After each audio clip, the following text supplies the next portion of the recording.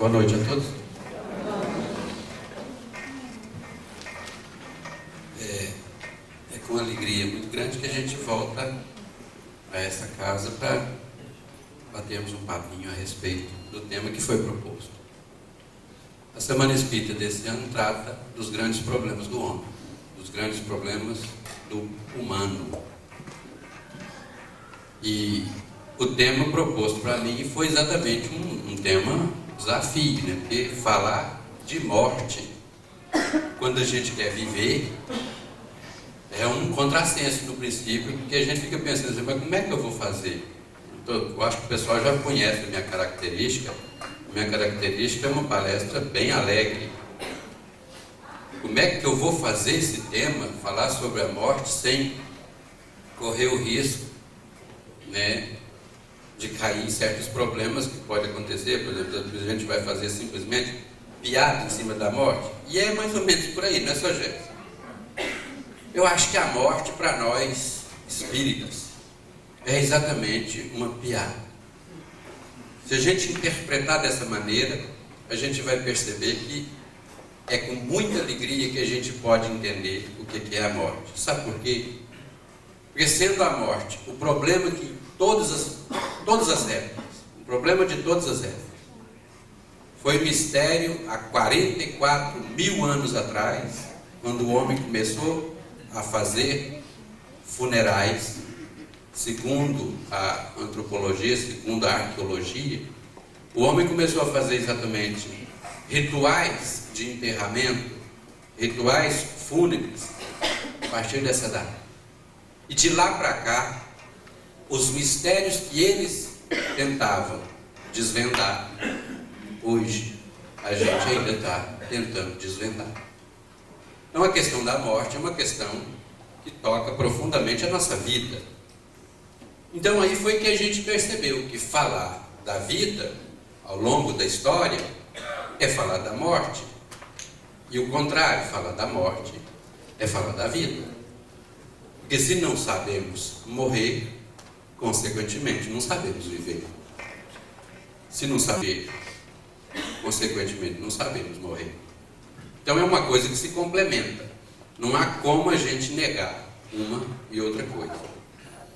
Então, para a gente fixar mais ou menos como é proposta dessa Semana Espírita, a gente realizar um trabalho dentro do beabá, dentro de um atendimento às pessoas que têm curiosidades a respeito da doutrina espírita. Então nós temos que ver a visão de morte dentro da doutrina espírita. E essas questões que estão no Livro dos Espíritos, que nós vamos ver a partir da próxima lâmina, porque essa aí é exatamente o responder o que seria a morte. Não tem definição mais simples, mais gostosa, mais rápida do que a definição que Leon Denis dá no seu livro O Problema do Ser, do Destino e da Dor. A morte é uma simples mudança de estado, a destruição de uma forma frágil que já não proporciona à vida as condições necessárias ao seu funcionamento e à sua evolução. Só. A gente precisa complicar muito mais a coisa. Se a gente for filosofar em cima da questão da morte, você pode escrever livros e livros e livros e livros e livros a respeito da morte. Mas para nós, basta a gente saber o seguinte: acabou a energia vital que sustenta os órgãos vitais do nosso corpo, do nosso organismo, que dá sustentação à manifestação nossa, nós espíritos, que utilizamos desse corpo material, que está revestido de uma vitalidade, de uma energia vital. Cessou essa vida, o corpo simplesmente não tem mais condições de servir como instrumento de manifestação de um espírito que está nele habitando. Fim. Isso é que a gente chama de morte. Agora, o que significa exatamente para nós? Significa que a matéria nossa é que retorna à natureza. E nós, espíritos, retornamos à nossa pátria, ao nosso local, onde a gente vive, onde a gente foi criado, e é realmente a nossa essência. Nós somos princípios inteligentes. Princípios inteligentes individualizados, por isso somos espíritos. Porque quando o princípio inteligente se individualiza, torna-se indivíduo, não pode ser dividido em dois, nós nos tornamos espíritos.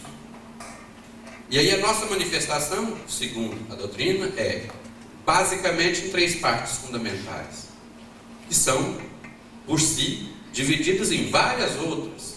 Não cabe aqui a gente tentar destrinchar isso aí. Corpo físico. Um corpo que serve de laço entre esse corpo físico e nós, espíritos, seres espirituais. Então nós somos esse conjunto de 3 coisas. A essência, somos seres espirituais, e temos um corpo espiritual, chama-se perispírito. Na nossa doutrina chama-se perispírito.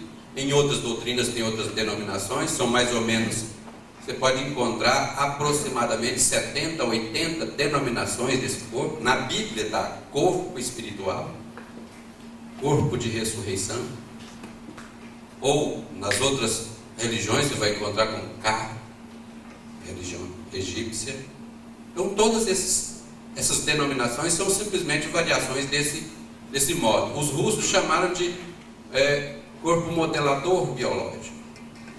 E eles descobriram que existe uma casca do espírito, da espiritualidade que existe em nós, que sobrevive à morte do corpo físico. Isso na época de Semyon Kilian, por aí afora, na Universidade de Kiev. Então essa é a mais simples definição que a gente pode ter de morte para nós espíritos. É simplesmente descascar. É esse ato de a gente sair do corpo num último estágio. Porque sair do corpo todos nós saímos, todos os dias. Nós temos essa experiência cotidiana durante o sono físico. E durante o sono físico a nossa materialidade, vamos dizer assim, afrouxa os laços e nos prende, nós espíritos, com o perispírito, são presos a esse corpo material. No sono físico há um afrouxamento desses laços e a gente sai para o mundo espiritual e vai visitar alguém, estudar, fazer algum tipo de trabalho, ou fazer besteira. Assim, vai encontrar com a namorada proibida, lá no Parque das Águas. Família que não quer deixar a namorada namorar, simplesmente dormiu, fechou os olhinhos, deixa o corpo e vai encontrar com a namorada lá no Parque das Águas. Uma maravilha. E juros de amor. Depois, na hora que tiver amanhecer do dia, volta. E aí tem que trabalhar. E aí começa toda a vida novamente. Então, nós já temos essa experiência. Morte, então, seria exatamente a definição de um interrompimento, de uma ruptura desses laços que prendem ao corpo. Nada mais do que isso. Tá certo? A segunda pergunta, então, que a gente tem que começar a fazer é exatamente o seguinte: o que sucede à alma no instante da morte? Lembrando que alma é o espírito encarnado. E nós, espíritos, é só questão de nomenclaturas, só para facilitar os conceitos, para quem não conhece, para quem ainda não leu o Livro dos Espíritos. Alma, na doutrina espírita, é o espírito encarnado. É a mesma coisa, só que numa situação diferente. Quando a gente está fora do corpo físico, desencarnado, essa palavra é mais correta para dizer, exatamente definir o que seja um espírito fora do corpo físico, que não esteja encarnado. Mas não é para ficar também com preconceito das palavras morte. Eu tinha um colega nosso que chegava no velório e ele fazia tanta questão de falar que era desencarnado. E aí o pessoal chegou, estava no velório, estava diante do defunto, e ele ali, e uma pessoa chegou e falou: morreu quando? A gente não deve falar morreu. Ah, é? A gente deve falar o quê? A gente deve falar desencarnou. E o que é desencarnar? Desencarnar é morrer. Faz-se muita questão e a coisa é exatamente Se for para mim, fala que eu estou ocupado.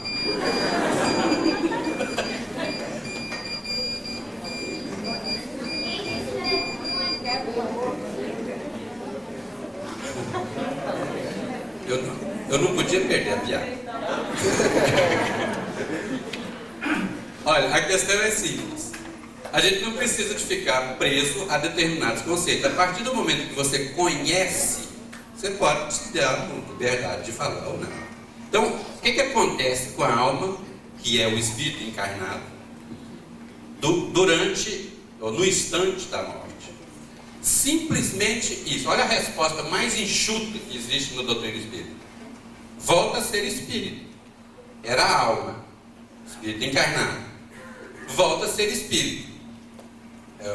E desencarnado, porque alma é ânima, aquilo que anima. Nós espíritos, enquanto estamos animando a matéria, nenhuma alma, a gente se transforma em alma. Dá para entender isso? Voltou simplesmente a ser espírito. Com o nosso perispírito, a gente volta para o mundo espiritual. Simplesmente isso aí. Não tem muita coisa para complicar a nossa visão do que é um desencarne. Desencarnar ou morrer é exatamente isso aí. Voltar ao mundo espiritual. Deixar o corpo físico, porque não tem mais condições, os órgãos já se extinguiu a energia vital, ou está se extinguindo a energia vital de determinados órgãos que são extremamente importantes para a manutenção do corpo físico. Enfim, volta-se ao mundo espiritual. Tá bom? Vamos lá. A próxima pergunta, isso aqui são perguntas, inclusive o número da pergunta do Livro dos Espíritos está ali, 150. Tá vendo? Quem quiser encontrar, vai encontrar no Livro dos Espíritos essas perguntas. A alma, após a morte, conserva a sua individualidade? Sim, jamais a perde. Que seria ela se não a conservasse? Olha, se a gente perdesse a nossa individualidade, a gente não seria simplesmente um indivíduo. A gente se perderia numa totalidade. E a gente não se perde nessa totalidade. Não é semelhante à doutrina dos hindus. Doutrina que a gente se perde na hora que a gente atinge Nirvana. A gente entra numa totalidade com o Deus Brahma, com o todo Brahma, e aí a gente perde a nossa individualidade. Não é como na doutrina panteísta, que a gente não tem uma individualidade. Chegou no mundo espiritual, morreu, você volta ao todo, fazer parte de Deus. É uma parte de Deus que se torna um ente e depois volta à totalidade novamente. Se fosse assim, muita coisa que a gente tem como referência de comportamento, de pensamento, como, por exemplo, o que seria da ética, o que seria do agir moralmente, se a gente simplesmente, na hora que voltasse para o mundo espiritual, a gente perdesse a nossa individualidade. Não teria nenhum sentido. Assim? Por quê? Vai resgatar o quê? Vai cumprir o quê? No mundo espiritual não tem mais a sua individualidade. Então você pode simplesmente agir de acordo com aquilo que você quiser desejar, de acordo com aquilo que você quiser fazer. Não tem depois da morte, não tem mais nada, você volta ao todo. Não há mais nenhuma coisa que te identifique. Então a doutrina espírita não admite esse tipo de pensamento. Por quê? Porque nós preservamos essa identidade. Nós preservamos a nossa individualidade. A partir do momento em que o princípio inteligente se individualiza, ele permanece e preserva essa individualização até infinito, é imortal. Não há mais como a gente perder essa individualidade. Vamos lá? Estou passando mais ou menos porque a gente vai trabalhar algumas mais complicadas. As mais simples a gente deixa, para vocês depois pesquisarem em casa, porque as mais simples são as mais complicadas. Eu não vou ficar aqui. Como comprova a alma a sua individualidade, uma vez que não tem mais corpo material? Olha, continua a ter um fluido, que lhe é próprio, ao nível da atmosfera do planeta, e que guarda a aparência da última encarnação, seu perispírito. Olha, o perispírito é exatamente isso aí. Quando a gente vai reencarnar em algum planeta, Primeira coisa que acontece com a gente é a gente ver ou aglomerar nas nossas linhas de força. O espírito é como se fosse um imã. A ideia, a imagem que a gente pode ter desse fenômeno é exatamente o seguinte: a partir do momento, pode ter um espírito que está na atmosfera. Se ele entrar no planeta Terra, na hora que ele entra no planeta Terra, ele aglomera as partículas materiais desse planeta, servem a ele como confecção do seu perispírito. Então, como que ela vai seguir exatamente as linhas de força? Uma espécie de linhas de forças, como a gente tem nos ímãs, né, para que ele possa constituir ou construir o seu corpo físico, que é o perispírito próprio desse planeta. E depois, no processo de reencarnação, a partir do perispírito, ele vai construir ou modelar um corpo de carne, um corpo material, como nós temos aqui. Então, todos nós temos esse perispírito. A partir do momento em que a gente está encarnado num planeta, esse planeta fornece material para que a gente possa exatamente construir esse perispírito a partir dessa matéria básica que existe no planeta. Quem já fez experiências na área da química, na área da física, percebe direitinho isso aí. O ímã, você pega um quadradinho de ímã, espalha ali malha de ferro, pó de ferro, em cima de um papel branco, espalha. E aí você coloca o ímã por baixo. Na hora que você coloca o ímã é quadrado, mas ele tem linhas de força. Na hora que você coloca o ímã, o que vai acontecer? A limalha de ferro vai assumir o corpo, vai corporificar, materializar essas linhas de força, porque elas vão absorver, elas vão chupar o pó de ferro e formar as linhas de força ali. A mesma coisa, esse corpo aqui é exatamente formado semelhantemente, analogicamente, por aí. Então a gente vai ter no planeta esse perispírito, e é ele que dá a nossa individualidade. Eu sou isso que estou aqui, diante de vocês, falando dessa maneira, com esse corpo, com essa aparência, exatamente porque eu construí ao longo da minha história evolutiva, vocês também construíram os seus corpos, e é essa a minha identidade. E eu, quando desencarnar, eu vou me manifestar no mundo espiritual com o meu corpo espiritual nessa forma. Os mínimos detalhes estarão lá. Eu posso modificar. De acordo com o meu desejo, eu posso modificar. Assim como eu posso modificar a minha manifestação aqui agora no planeta Terra. Quem é que não pode modificar? Nós podemos sim. Nós espíritos temos poder despótico sobre o nosso perispírito e o nosso corpo físico. Vocês acham que essa barriguinha aqui, por exemplo, se eu quiser acabar com ela, basta um ano de abdominal todo santo dia, levantar e malhar. Quantas pessoas, por exemplo, vocês já viram na vida mudar radicalmente a forma corporal dentro de um ano, 2? Muda-se, tranquilamente, é só querer, você muda. Agora, não vai mudar no mundo espiritual, que o perispírito é extremamente plástico. Basta você pensar e desejar profundamente, do fundo do seu coração, e esse desejo sincero, você muda. Aí vem a explicação das curas fantásticas, fenomenais. Aí vem as manifestações de variações de comportamento, variações de maneiras da pessoa se manifestar, que a gente já tem lido ao longo da história. Tá? Então essa identidade você vê um espírito materializado, como o Vicente mostrou aqui no sábado. O espírito materializado, ele vai fazer exatamente o quê? Ele vai pegar uma substância que chama-se ectoplasma, ele vai pegar essa substância fornecida pelo médium, fornecida pelo ambiente, pelas plantas, ele vai plasmar ou vai modelar o seu corpo espiritual. Como o ectoplasma é uma matéria que no escuro fica fluorescente, essa matéria no escuro ela é fluorescente, é uma das qualidades, é uma das propriedades do ectoplasma, da matéria ectoplasma. Aí, na hora que a pessoa plasma o seu corpo, geralmente ela vai ser mais visível no escuro.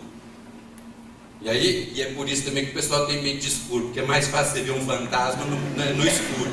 O pessoal já fica todo desesperado, né? Quando começa assim, e é mais fácil sim E aí, quando você vê um espírito materializado, você vai ver traços da pessoa. Por quê? Porque ela preserva a sua identificação corporal, que é o perispírito.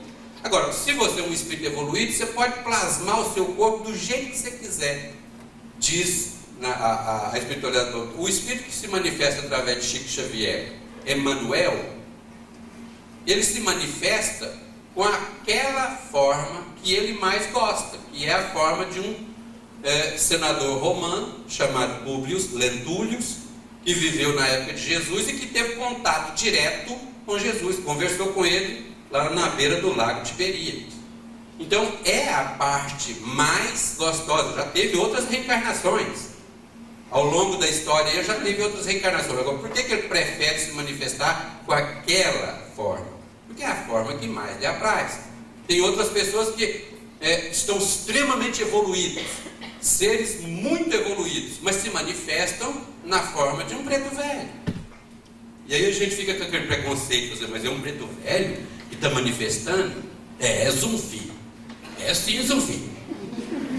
Mas o senhor é evoluído, por que o senhor se manifesta nessa forma? Porque é a forma que eu aprendi a ter humildade, é a forma que eu aprendi a ter tudo que de bom eu possuo hoje. Então, essa é a melhor maneira de eu me manifestar. E aí tem uns que ainda falam assim, não preocupa com o que, não preocupa com como o velho fala, preocupa com o que o velho fala. Você está preocupado com a casca, com a embalagem, preocupa mais com o que eu estou falando para vocês. Outra, vocês já estão começando a dar vontade de morrer, gente?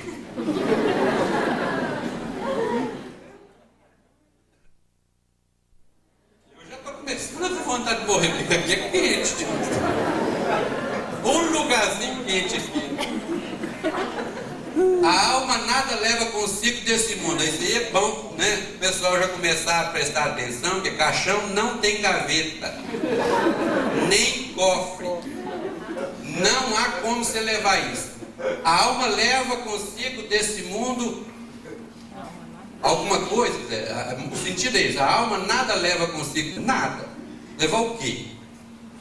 Leva única e exclusivamente a lembrança, desejo de ir para um mundo melhor, lembrança cheia de doçura, a música que ela fez da vida. Quanto mais pura for, melhor compreenderá a futilidade das coisas aqui na Terra.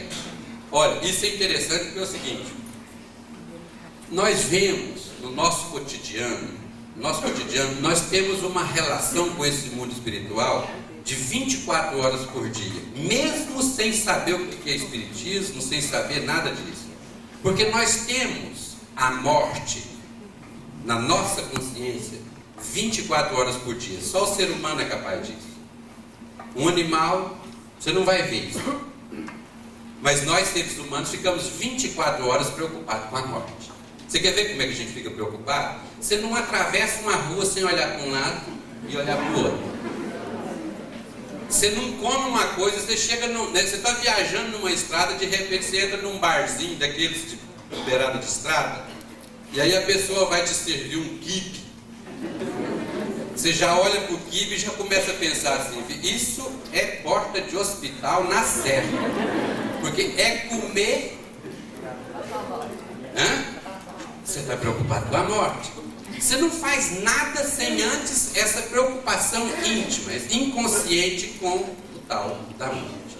Nós temos essa preocupação constante. Mas só que é o seguinte, a gente está sempre negando essa morte. A gente nega essa morte. Nós estamos passando por um fenômeno que é uma coisa absurda. Nos últimos 100 anos, a morte passou a ser uma coisa tão antinatural para nós, que nós não queremos a morte no nosso mundo. Nós não queremos. Nós tentamos maquiar a morte de todas as maneiras. Os nossos filhos não sabem o que é morte, não participam do velório, não participam de nada. Nega-se. Fica tentando tapear os meninos. Não, o titio foi fazer uma viagem longa. Uma viagemzinha longa. E os menininhos ficam todos assim, mas para onde que ele foi? Foi viajar. E, olha, chega-se a absurdos nas comunidades maiores, aqui no Brasil já está começando esse tipo de coisa. Mas tem um filme que chama Meu Primeiro Amor, a história dos dois menininhos, e o segundo, ele mora, ou vai morar, ou namora, né, o grande amor dele, e o pai dela é uma pessoa que trabalha com uma funerária, velórios. E você fica impressionado de ver como é que eles tratam a morte. A menina, como ela vive lá, ela passa perto do defunto, tá bom, passa para lá, volta para cá. E eles contratam uma maquiadora para fazer com que o defunto seja sadio. Sabe aquele defunto corado, bonito? Um defunto que você olha para ele e fala, está dormindo. Agora mesmo levanta. Aguarda um momentinho que agora mesmo levanta. E aí o pessoal exatamente se engana, pensando exatamente em tirar do nosso cotidiano o tal da morte. Por quê? Porque a gente morre de medo da morte. A gente não quer de jeito nenhum dessa morte, porque a gente sabe que não consegue levar nada para lá. A gente sabe que não consegue ir puxando alguma coisa para lá. E o mundo aqui nos atrai. Esse mundo físico nos atrai. A gente está correndo atrás de coisas para a gente vivenciar. É mais um carro, é mais isso, é mais alguma coisa, é mais uma casa, é mais... Só que você usa isso não só para que você tenha um certo conforto na vida, mas sim para você se apegar a isso. E vai se apegando, se apegando, se apegando. E fica uma situação dramática que a pessoa passa a viver em função de números. Nós vivemos em função de números. Vocês já viram que a gente é um número? Quem é você? Eu sou o M800-514. Eu tenho minha ficha tudo, só faltou a carteira de identidade. Estou dando para vocês agora. M800-514. Você é quem? Tanto é que quando você perde uma carteira de identidade, você fica num desespero danado. Eu perdi minha identidade. Eu não tenho minha identidade. Onde é que eu estou? Quem que eu sou? Por quê? Porque para você ser alguma coisa, você tem que tirar a carteira de identidade e mostrar. Eu sou esse aí, o M800-514. Aí você leva o dinheiro, junta, pelo amor de Deus, junta, trabalha um tintirim, peleja, chega no final do mês, junta tudo e põe na caderneta de poupança. E vai para casa com um número. 456,72. É o número do meu depósito. E passa a viver em função disso. E depois, como é que vai pensar em morte, sendo que morte te remete a uma coisa que não tem número? Até tem, o número da cova. Dá até para arranjar. Para quem gosta de mais de número, então tem uma salvação. O número da cova. Já vai olhando aí para... E tem uns que já olham o número da cova e já começa a pensar, assim, vou jogar no bicho, que quem sabe dá. Para jogar mais no número lá do pessoal. É mais ou menos por aí que a coisa funciona. Então, a gente passa a ficar com muito medo. Quando a gente começa a olhar no espelho e começa a olhar que tem uma ruguinha a mais, que tem um prenúncio de morte, a gente já começa a esticar. Estica para cá. Não, essa tá com massagem. E vai assistir os programas de televisão, a televisão fala que faz massagem para cá, dá. Para cá dá. Estica para cá, dá. E quem sabe para cá também dá. Se fizer 50 vezes para cá, eu acho que dá para desentortar isso aí. Não funciona. Porque nós vamos sair exatamente desse mundo sem nada. E olha, para quem gosta de jogar na caderneta de poupança, no movimento espírita, então isso é uma maravilha, né? Porque tem o tal do bônus hora. A pessoa já começa a catalogar bônus hora e já começa a botar na caderneta de poupança para chegar lá em cima. Aí dá uma cesta básica para alguém e já começa a pensar assim, deve valer uns 10 bônus hora. E já começa, e todas as leis do marketing, todas as leis do mercado, ela começa a aplicar ali. Eu quero mais 10 bônus hora. E faz mais uma coisa, mais 10 bônus hora. E vai catalogando. E olha, eu vou contar para vocês uma coisa. Esse negócio de bônus hora, isso é uma complicação. É uma unidade monetária, mas só que não é uma unidade monetária física, não. é aquilo, do coração. E outra, só vale quando é o que te manda. Então aqui, ó, bônus hora é uma unidade monetária virtual.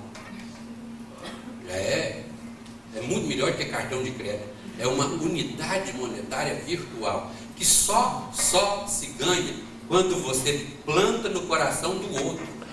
Então não tem jeito de você pegar o bônus hora e colocar no bolso.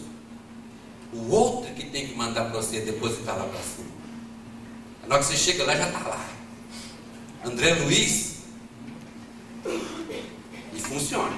E André Luiz atendeu uns 15, meio assim. Manda.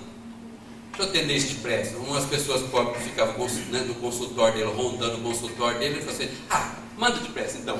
Vai lá. Só que ele atendia na base do vai quem quer. E o pessoal que ele atendia tinha parentes no mundo espiritual, no mundo físico, e acabava de atender, às vezes a pessoa sarava, e as pessoas começavam: não, que homem bom, homem ajeitado, gente. E mandava bônus hora para ele. Foi o que salvou ele. Na hora que chegou lá no mundo espiritual, ele tinha lá umas 15 pessoas que tinham mandado para ele alguns bônus hora. Nem não chegou bônus hora, eu acho que era bônus segundo. Mas já deu para servir, deu para funcionar. É dolorosa a separação da alma e do corpo? É. Eu vou contrariar aquilo. Não, está escrito não, de todo tamanho, não é? Não no sentido físico.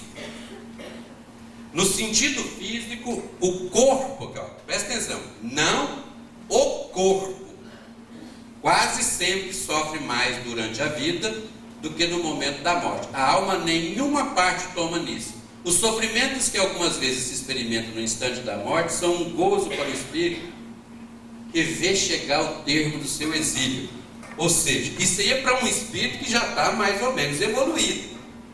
Então o corpo não sente nada. E geralmente na hora, quem já passou aqui por uma situação traumática? Um acidente, qualquer coisa, caiu, fez acontecer. Sente dor? Não sente. A gente desmaia antes. A gente entra num estado de torpor que depois, pessoal, pode acontecer mil e uma coisa que a pessoa faz assim. É aquelas que nós presenciamos. Eu estava naquela época. Eu e a Ana. Aqui. Para baixo ali da linha de ferro, ali na Rua Paraná, a gente estava lá tranquilo, né, nas horas das despedidas. Você já imagina mais ou menos que é coisa. De repente nós escutamos um estrondo. Era um corcel que bateu num trem de ferro e veio, passou por cima do trem de ferro e veio cair bem pertinho de nós. E nós assim, ó. Não sabia para que lado que corria. De repente sai de dentro do carro uma moça. Saiu de dentro do carro uma moça, gritando e falou assim: vem cá, me ajuda aqui. E ajudou e pegou uma pessoa que estava dentro do carro, tirou. Pegou uma outra pessoa que estava dentro do carro e tirou. Pegou a outra, tirou. E depois ela virou e falou assim: tirou todo mundo? Tirou. Aí já estava juntando gente e nós observamos. Passado mais ou menos uns 3 ou 4 minutos, essa menina viu e falou assim: eu estou numa dor no joelho. O joelho dela estava quebrado em 4 lugares. Quebrado. E ela simplesmente andando para lá para cá. Aí o pessoal: dói? Não dói. Fisicamente não dói. Porque a pessoa, na hora da morte, ela entra num estado de torpor que não sente fisicamente a dor. Agora, cuidado com a dor moral. Essa dói. Mas dói. E é uma dor que você não tem solução para ela, a não ser superá-la. E você vai conseguir superá-la só depois que você resolver o seu problema. E é por isso que dói muito. Uma pessoa que chega na hora que está começando a dobrar o espigão para chegar e aproximar daquilo que é a visão da morte no sentido filosófico, a pessoa já começa a pensar: o que eu fiz? O que eu deixei de fazer? O que eu poderia ter feito? Onde que eu poderia ter feito? E já começa a ficar acabrunhado e assim por diante. Então, é melhor a gente seguir aquele exemplo de Jesus. Reconcilia-te com o teu inimigo enquanto você está com ele. Porque na hora que passar da hora, aí o problema fica mais sério. Tanto no caso de você desencarnar, quanto no caso do desencarne de alguém. E aí a gente vai ter um punhado de situações. Nos velórios isso aí é facinho você perceber. Aquela pessoa que está chorando desesperadamente, arrancando os cabelos da cabeça, diz-nos a psicologia que isso aí é uma denúncia. É uma denúncia que a pessoa está com culpas até aqui. É aquela esposa que estava torcendo para o marido morrer, porque o bicho bebia e depois ficava fedendo e chegava. Como é que chama aquele doutor? Falou muito bem para nós ontem de manhã e ele exatamente dava isso. Aquela pessoa que eu tenho que ficar com ele, como é que é? Não, comeu a carne, agora tem que roer o osso. Isso não é uma relação de amor nunca. E a gente tem que assinar embaixo, não é mesmo uma relação de amor. Isso é uma relação de ódio. Então aí na hora que chega, né, no dia do desencarne, fala, aguentei isso aí 30 anos. Aguentei 30, contadinho no calendário. Aí chega na hora da morte do outro, aí começa aquele desespero. Eu tenho que mostrar, gente, que eu tenho sentimentos.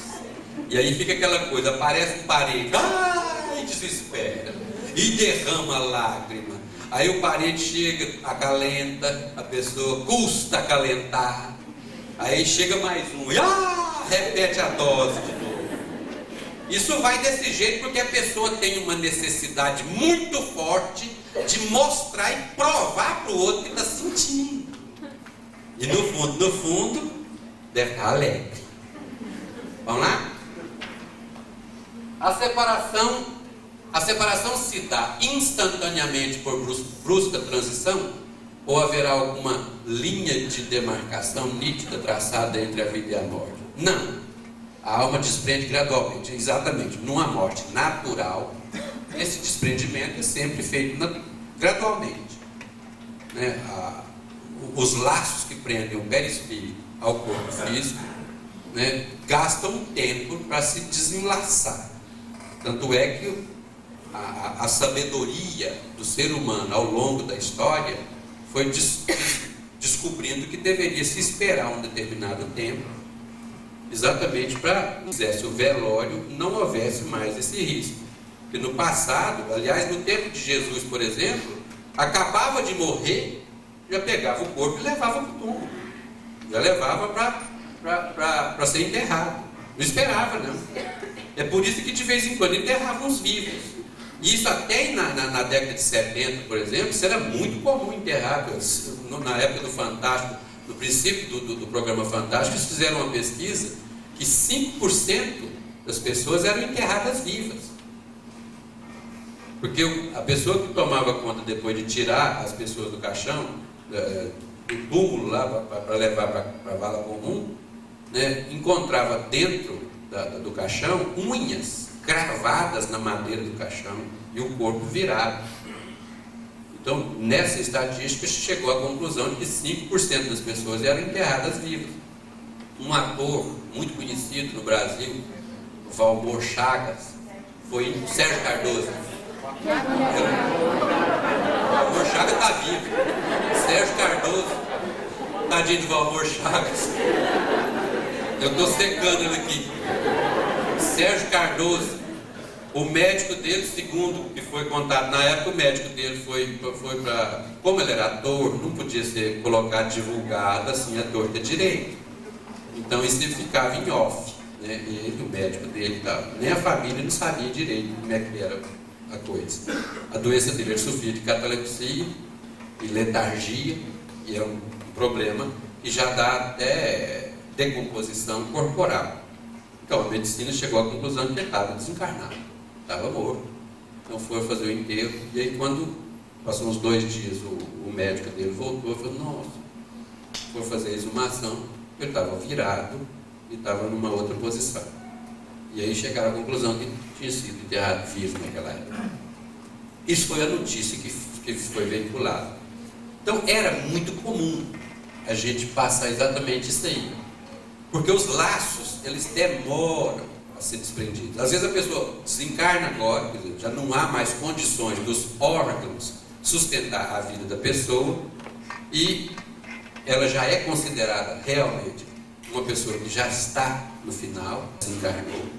Só que leva um tempo para esses laços se desfazerem. Eu tenho horas, por exemplo, no velório, por exemplo, às vezes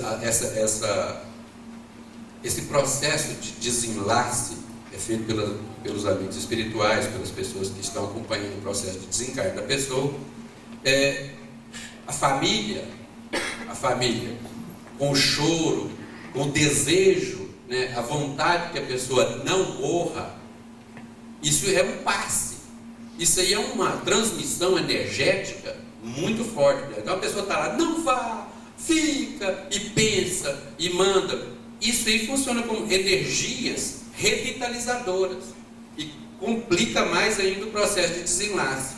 É por isso que a espiritualidade às vezes utiliza de certos recursos que são interessantes. Está no velório, por exemplo, aquela situação dramática, a espiritualidade precisando fazer o desligamento da pessoa que está sendo, né, velada, mas como não tem condições, aí o que eles fazem? Eles fazem uma pessoa desmaiar. Desmaiam lá para um canto, desmaiam lá, chama a atenção de todo mundo, aí vai todo mundo para lá e larga o defunto lá sozinho. Aí eles aproveita, gente, aproveita agora, desamarra o homem, desamarra e leva para o mundo espiritual numa boa. Outras pessoas já não conseguem fazer esse desligamento porque a pessoa está apegada ao corpo físico, não quer, não deseja morrer de jeito nenhum, se nega a morrer, se nega a ir para o mundo espiritual e fica ali agarrado ao corpo físico. Já não tem mais condições de retornar à vida, porque já foi feita rupturas importantes que não tem condições de voltar, já é morte mesmo, mas o espírito está ali agarrado ao corpo e às vezes fica dias e dias. Quem já leu as obras de André Luiz percebe isso aí claramente. Ele anda dentro do cemitério, às vezes se encontra em cima do túmulo uma pessoa sentada com um laço magnético ainda ligando ao corpo. Outros que estão no corpo, nem sair do corpo não saem, estão ligadas ao corpo literalmente. Em caso de suicidas, por exemplo, ainda é mais complicado ainda, porque quando a pessoa se suicida, a primeira decepção é que chega no mundo espiritual e percebe que não morreu. Imagine, você está com um problema existencial gravíssimo, querendo acabar com o problema, suicidas. Primeira coisa que você percebe é que não morre, não se morre. Aí o que a pessoa vai? Ela deu um retrocesso, quer voltar para o corpo de qualquer maneira e se apega a esse corpo como se fosse a última coisa da vida dela. E aí, em alguns casos, segundo narra Memórias de um Suicida, outras obras que falam a respeito desse tipo, a pessoa se apega àquilo ali e sente-se como se tivesse ligado ao corpo físico. E sente até as dores dos vermes comendo o corpo da pessoa. Imaginário. Cria-se esse tipo de coisa. Então, quem estiver pensando em suicídio, não vai não, que é um negócio muito ruim. Todas as notícias que a gente teve de pessoas que se suicidaram não tiveram uma sequência de vida, tanto no mundo espiritual quanto depois, quando reencarnam, muito satisfatória, muito feliz. Sempre tem problemas seríssimos por causa das consequências, dos danos que a pessoa causa no seu perispírito, porque ela destrói a forma do seu perispírito, ingerindo veneno. Aí nasce às vezes criaturas que têm que recompor o processo corporal, a forma corporal, completamente destruído por dentro, faltando às vezes pedaços de corpos internos, faltando órgãos internos, exatamente porque foram destruídos por ressonância magnética, aquela ressonância que a pessoa traz no seu psiquismo, ela não dá conta de construir harmonicamente o seu corpo, e aí ressente todas essas aberrações que a gente vai ver. Próximo. Que sensação experimenta a alma no momento em que reconhece estar no mundo dos espíritos? Aí depende. Se praticasse o mal, impelido pelo desejo de praticar, no primeiro momento te sentirás envergonhado de haveres praticado. Com a alma do justo, as coisas se passam de modo bem diferente.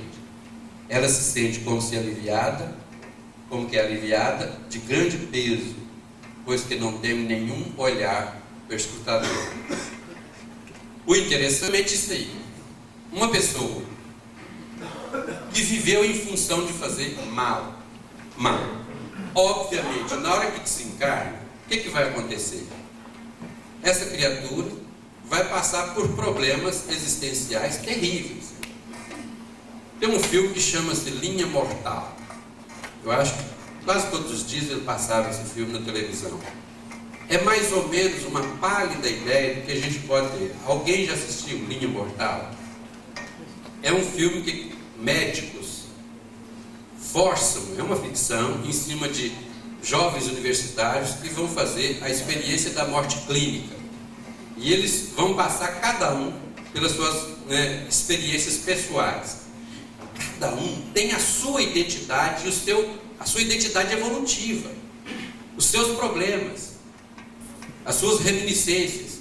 E eles, exatamente na hora que chegam no mundo espiritual, na hora que eles passam pela experiência de morte clínica, eles entram no mundo espiritual e eles rememoram exatamente aquilo que está mais forte no psiquismo dele, aquilo que está vincado no psiquismo dele. E todos os nós, todos os problemas ressaltam, se avivam, e eles têm que elaborar aquilo, têm que trabalhar aquilo. Enquanto eles não conseguem trabalhar aquilo, no filme é interessante porque todos eles conseguem trabalhar os problemas que tiveram, os problemas que faziam parte da índole deles, da maneira deles agirem diante da vida. Então, cada um de nós é exatamente fazer essa análise. Como é que você é? Tanto no mundo encarnado quanto no mundo desencarnado. É a mesma coisa, funciona assim. Qual que é a sua identidade?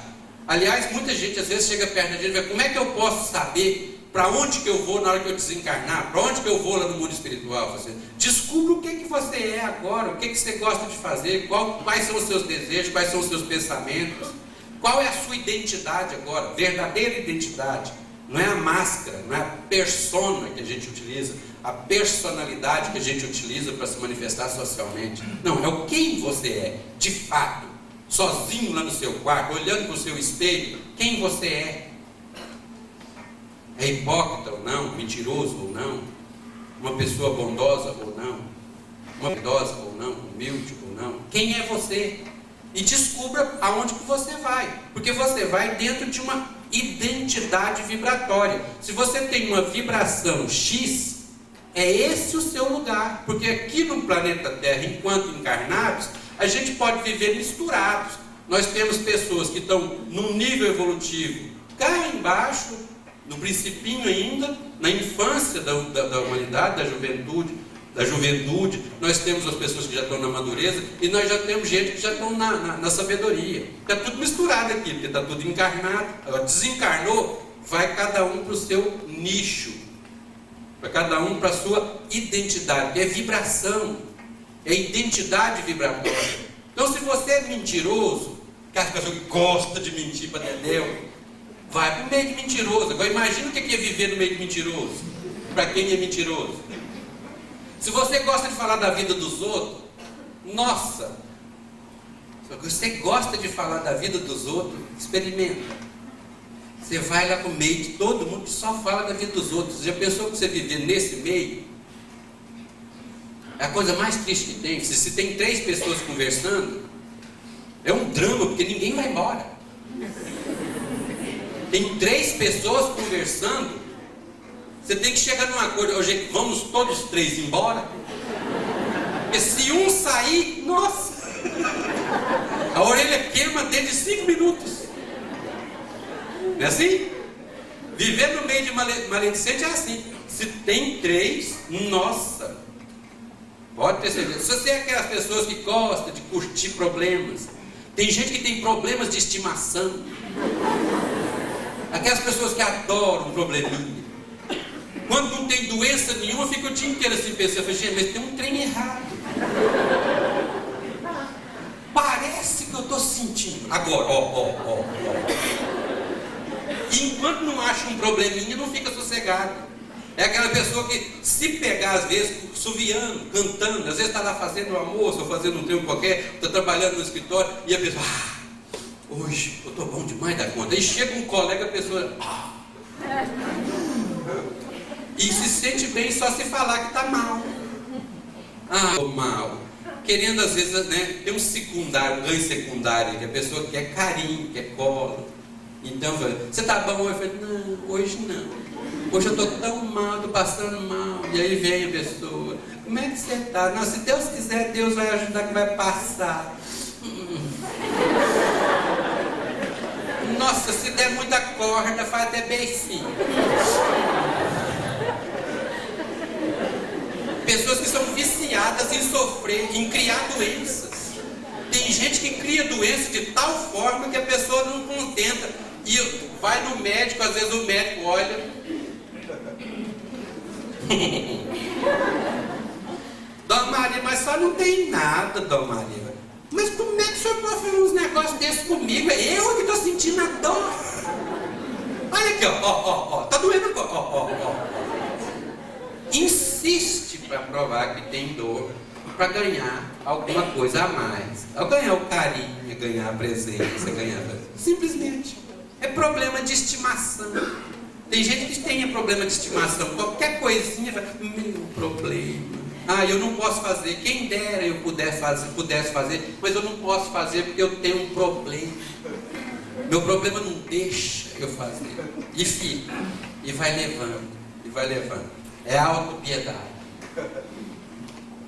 Menino do céu, está acabando. O Espírito se encontra imediatamente com os que conheceu na terra, que morreram antes dele. Sim. Conforme a afeição que eles votavam e que a eles consagraram. Olha, sim, mas tem uma ressalva. Dentro daquilo que você construiu de afetividade, de relações com ele. Uma pessoa que você não tem nenhum tipo de vínculo, nenhum tipo de afinidade, vou fazer lá o quê? Vou esperar. Geralmente, por pior que a pessoa seja, ela constrói laços de amizade, ela constrói laços de afetividade durante a vida. E aí o que vai acontecer? Essas criaturas vão ser exatamente as pessoas que vão recebê-la no mundo espiritual. E mesmo as pessoas que ainda não tinham reencarnado, ficaram no mundo espiritual dando aval para a pessoa que foi, né, na missão de reencarnar, na missão de trabalhar com o seu progresso. E as pessoas que ficaram no mundo espiritual, dando esse aval, de uma forma ou de outra, são amigos, são padrinhos dessa reencarnação. Então, no mínimo, a pessoa tem alguém esperando do outro lado. É uma mãe, é uma avó, é um tio, é um amigo, é uma pessoa que morou junto, que conviveu junto, um filho, e assim por diante. Então, não há como a gente simplesmente ser abandonado e deixado às traças lá no mundo espiritual. Agora, depende do que você construiu.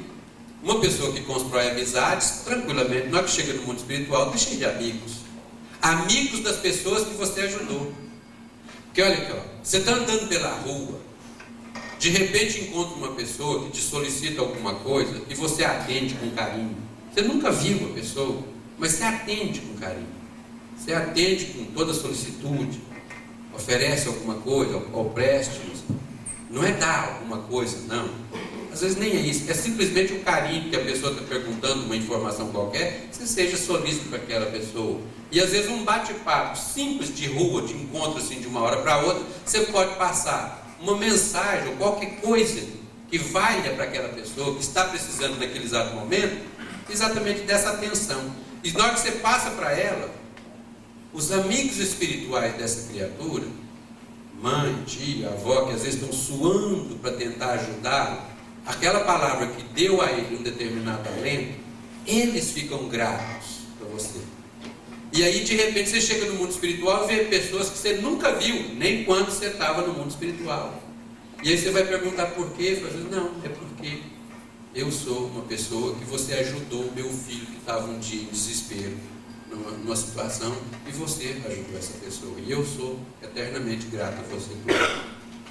Então, a construção de amizades, por mais simples as manifestações que sejam, são extremamente importantes no nosso processo evolutivo.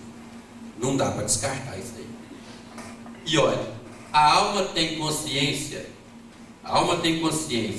de si mesma imediatamente depois do corpo. Imediatamente não é bem o termo. A alma passa algum tempo em estado de perturbação. E essa perturbação, às vezes, está aqui, enquanto encarnado. Se você chegar perto de uma pessoa que está encarnada e virar para você tem consciência de si? O quê? 3 horas da tarde, na hora do rush mesmo, que a pessoa está andando para baixo, para cima, para baixo, para cima. Se você parar ela de repente e perguntar ela o nome, ela não sabe. Como é que você se chama? Hã? Ela leva uns 3 minutos para entrar no ar. Agora imagina você querer que uma pessoa chegue no mundo espiritual e só porque chegou no mundo espiritual vai tomar consciência de si. Não toma. Você tem que criar consciência, é aqui, é 24 horas por dia você vai treinar a fazer essa consciência. Caso contrário, fica muito difícil você ter consciência em qualquer lugar que você estiver, tanto encarnado quanto desencarnado. Então tomar consciência de si, da sua identidade, é extremamente difícil. E nós temos que treinar isso. Temos que lembrar daquela fala do Divaldo Franco, de níveis de consciência, consciência de sono. Aí a pessoa que ainda não acordou para a vida, ainda não acordou para si, ainda não tem o eu, ainda não está presente, não tem nem noção do que está acontecendo, não projeta a vida, simplesmente vive. A vida lá vai, ele vai também. Tem consciência desperta, que está começando a despertar, já vê um filme assim mais ou menos triste, já chora.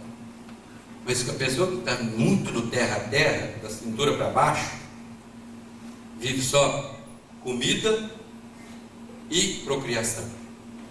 Só vive isso. Ainda está muito dormindo. É aquela pessoa que você mostra para ela uma rosa, olha que linda a rosa, velho. Deve ter custado uns 15 conto a 12. Mais ou menos. Só pensa no que é objetivo. Então, quando começa a chegar no coração, aí o coração já começa a ter uns sentimentos, ele já dá um chorinho de vez em quando. Já entra, já leu o livro Paulo Esteves e chora, que é uma maravilha. Mas acaba de ler o livro e vai para a vidinha normal e corriqueira dele. Mas tá bom, já enquanto está lendo o livro, pelo menos já tem sensibilidade. Até um belo dia que a pessoa já começa a desenvolver, né, a intelectualidade superior e a emoção superior. E quem sabe vai tomar consciência de si, vai se tornar sujeito, sabe o que quer, quando quer, a hora que quer e faz. E age. Essa é a diferença entre o sábio e o ignorante. O sábio, tem 3 coisas, tem 3 figuras: sábio, o ignorante e o intelectual. O ignorante não sabe, faz. Ele faz as coisas, mas não sabe. O intelectual sabe, mas não faz. Manda o ignorante fazer. E o sábio sabe e faz. Então essa é a diferença. Na hora que a gente chegar na sabedoria, que a gente sabe e faz, é a gente agir com consciência. E aí, o último, o Espiritismo. O conhecimento do Espiritismo exerce alguma influência sobre a duração mais ou menos longa da perturbação? Influência muito grande. Por isso que o Espírito já antecipadamente compreendia sua situação. Mas a prática do bem e a consciência pura são o que maior influência exerce. Quanto mais evoluído você é, mais consciência você vai ter no mundo espiritual. Tem espíritos, por exemplo, que no processo de desencarne, ele simplesmente bate a poeira, levanta e vai embora. O período de transição dele é muito curto, ou quase nada.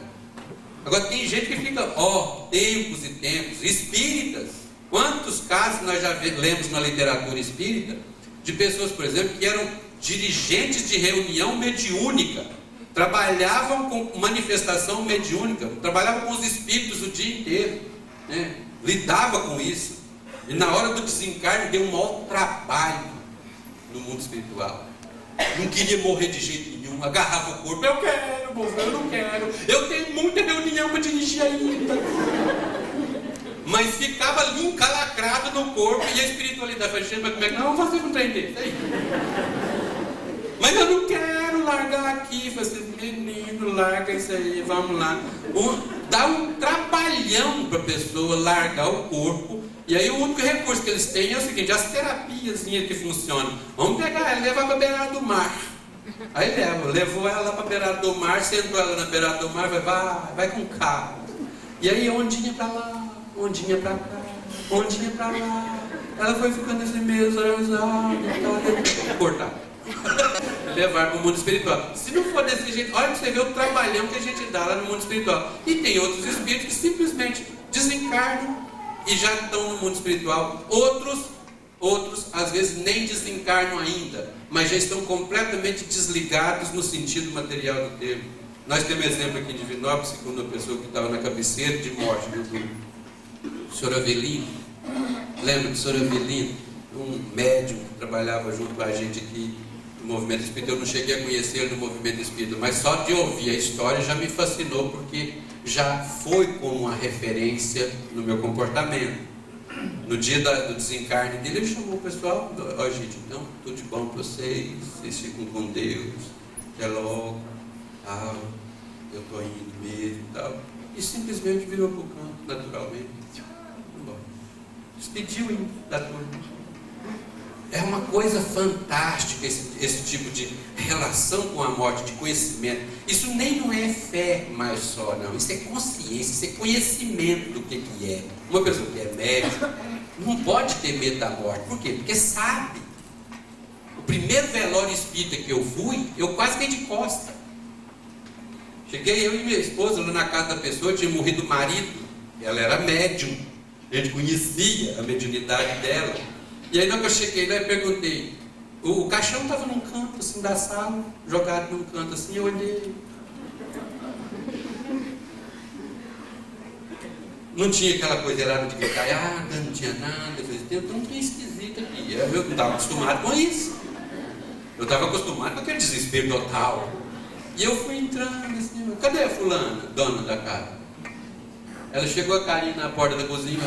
Vem pra casa, Amaral, eu estou fazendo almoço aqui. Aí não. Tem um pessoal de bom despacho que chegou agora e eu preciso atender eles. Vocês estão sem comida? Vem pra cá. Nós vamos bater num papinho aqui. Não vai ter nem que chorar. E aí eu perguntei, na minha ignorância da época, eu perguntei, e como é que ele está?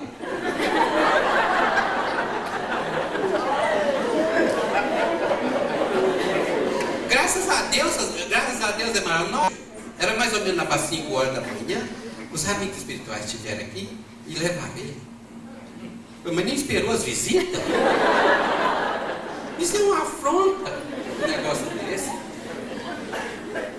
Eu não tinha nenhum costume com esse tipo de coisa, mas fui verificar exatamente isso. A pessoa que sabe, que vê, ela via os espíritos, sabia como é que os espíritos agiam, sabia que ele já tinha sido removido. Então o que estava ali na sala? Um corpo que tem o seu devido valor, o que tem o seu devido valor, enfim. E eu achei aquilo muito estranho, fazer, gente do céu. E ela não alegria porque ela já tinha visto o marido embora, acompanhado. Graças a Deus. Nós fizemos a nossa tarefa, está tudo em dia, está tudo jóia. Mas vem pra cá, você não vai almoçar não? Eu ainda não estou acostumado com essa coisa, eu ainda não tenho esse desprendimento, eu ainda tenho esse nó na garganta, que a gente fica observando. E às vezes os de fora, que não tinha nada a ver com o peixe, chegavam e a dona da casa falou, está tudo bem, está tudo jóia. Isso me marcou profundamente, porque eu pensava assim, nem um chorinho, assim, quem vê, isso não quer dizer que a pessoa não vai chorar, porque quem não é médium nessas horas, não vê os espíritos fazendo o trabalho que tem que ser feito, a gente fica meio preocupado, e aí tem aquele choro, que transforma-se em choro, mas um choro de logo, um choro de despedida de rodoviária, despedida de aeroporto, tchau, até mais logo. E se tiver um tempinho, na hora do meu sono físico, vamos bater um papinho lá no Parque das Águas, mais ou menos por aí, mais tranquilo. Isso para o espírita é muito fácil de ser conseguido, porque a gente tem consciência do que a morte é para nós. E não é uma coisa de crença, é uma coisa de fé. Fé é fidelidade à realidade. Fidelidade ao que é. ao ser das coisas. Não é uma crença. Você não está dando crédito a. Você não está dando um crédito a ninguém que falou isso. Você está dando simplesmente um testemunho do que é uma realidade.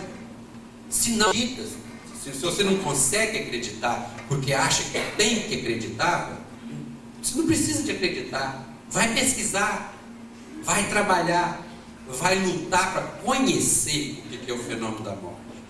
Você tem que conhecer. Não ficar preso a essa ideia de morte 24 horas por dia, mas conhecer profundamente. E na hora que você conhecer profundamente, você perde o medo naturalmente. Fica só o medo natural, que é da preservação da nossa vida. E nós precisamos preservar.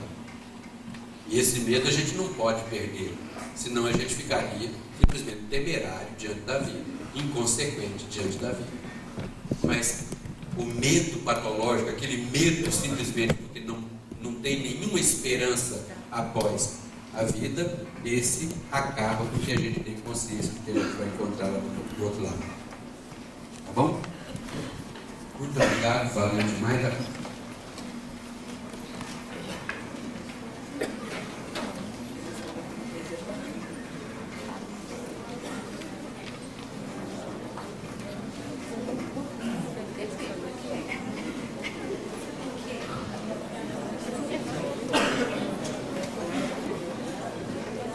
Nós agradecemos ao José Amaral pela exposição da noite e vamos finalizar a nossa reunião fazendo a prece de encerramento. Antes, porém, eu tenho alguns recados.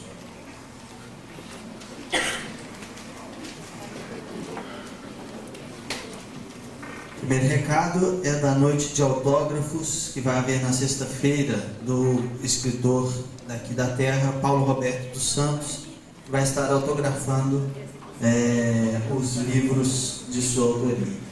Então, na sexta-feira, nós teremos a noite de autógrafos com Paulo Roberto dos Santos.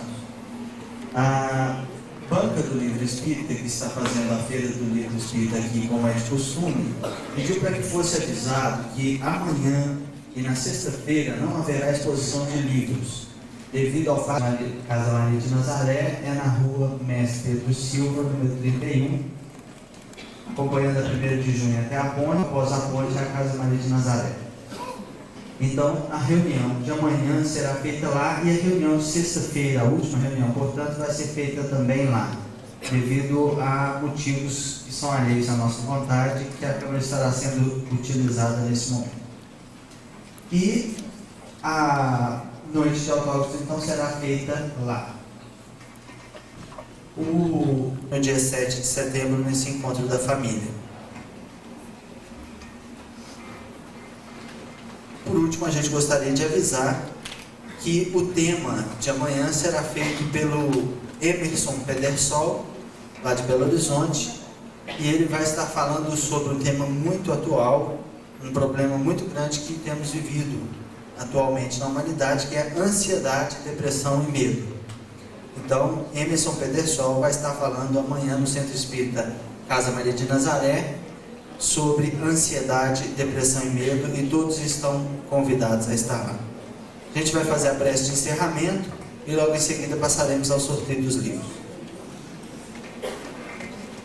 Para fazer a prece de encerramento, eu chamo o companheiro Evaldo Santana para fazer a prece.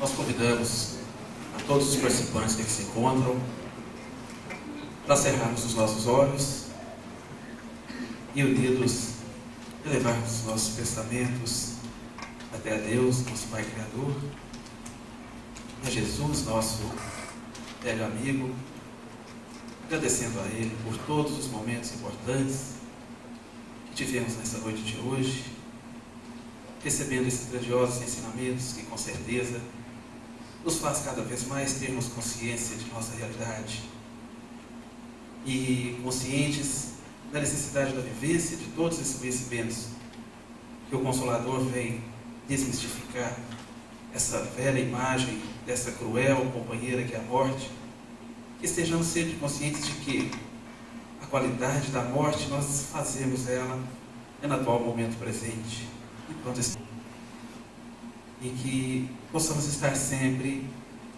conscientes acima de tudo que, além de simples homens e mulheres, todos nós somos, acima de tudo, espíritos, e que a imortalidade, além de um fato, de um mistério, de enigma, é acima de tudo uma realidade na vida de cada um de nós. Muito obrigado e boa noite.